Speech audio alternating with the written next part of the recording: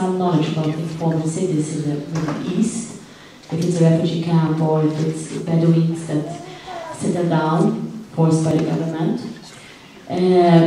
I'm vice oppositional mayor here in Stockholm, and my issue is about what needs that are addressed when building the cities or doing a difference.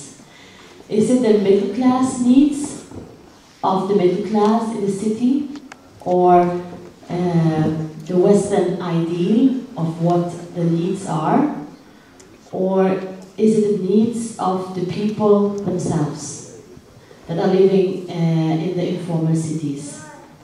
Because sometimes talking about solutions, I think that we are too bad in addressing the people living in the informal cities, and that the solutions are based on the needs of a middle class. And there's also an issue I want to send, is the issue of building sustainability, and I talk about energy efficiency and to be climate neutral. Because building cities, we have to think about the climate change. It's a very big issue. And how do you think we can combine the grassroots perspective and at the same time taking the challenge of the climate change, addressing it in a way that we build energy efficient so that we don't build in more problems in the future? Thank you. Before we go forward, I think Swedish. I'm a member of parliament from Stockholm, actually from here in Nacka, so we are in my constituency, hometown as we speak, so I'm very happy that you all have gathered here. Batra is Punjabi Hindu, my husband is half Indian, and I'm very interested in all of your areas, of course, but I have more experience from India than from some of the other countries. And have been traveling quite a lot there. I'm very happy to do this project because, as we all know, urbanization is increasing. And the question I put forward was, it sounds somewhat naive perhaps, it was something about why shouldn't people be able to move wherever they want. But the purpose of putting that question forward is that I genuinely believe in people's rights to move and settle where we want to. As politicians, we should encourage and also enable people to live where they want. In India, for example, there are lots of problems in the cities. Obviously, that's why we are all here. But also the life expectancy at birth is today more than twice that at independence. So everything in the development of India couldn't be to the worse. People do live longer today. I think that we must encourage and enable people to live in cities working on infrastructure, access to water, health, also ownership rights and microcredits to enable legalization actually of the Now we went into a speech from a question. I should have not told you that. I will mention though that I'm from the same party and also a good friend of the Development Minister of Sweden. And I will mention that she's working intensively on an international commission focusing on three things: the climate change impacts on informal settlements, UN work on sustainable cities, and also women's rights and equal rights. I will also mention that we are two from my party. Mr. Björn Hamilton is also here, and we will take turns during the day. Thank you very much. Thank you. Very much. Thank you for the invitation. I think this is a very important thing to do together.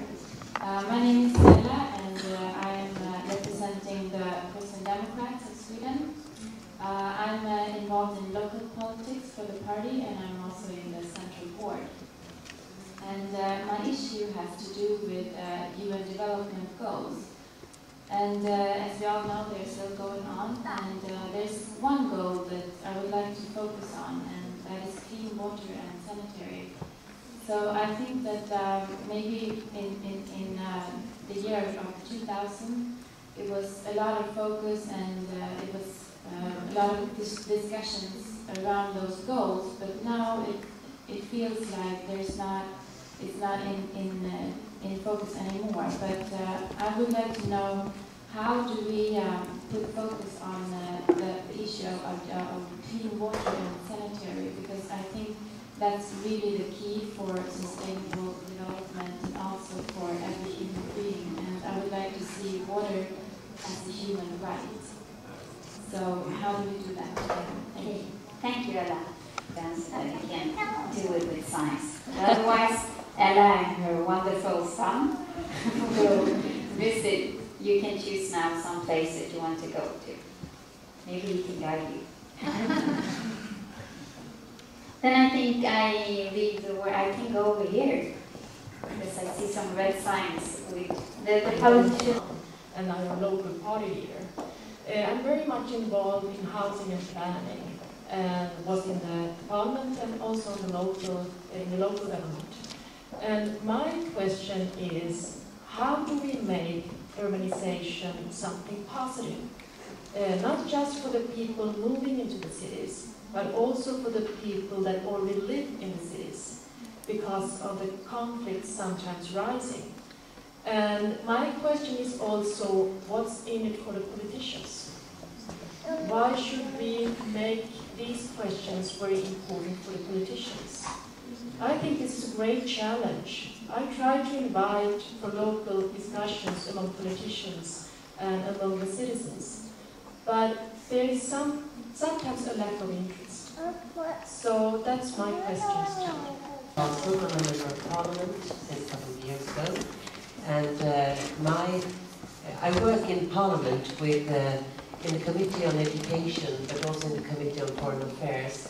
And in the Committee on Foreign Affairs, there's a working group on Africa, who works with the sub-Saharan countries in various perspectives.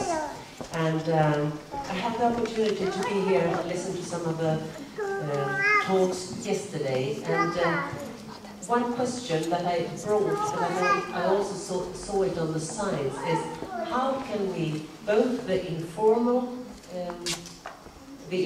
ways, but also the formal, how can we both have a top-down but bottom-up discussion about both the political agendas and the formal agendas, but also the informal agendas? And I would like to discuss that, and how, with that perspective, can we help to create sustainable cities?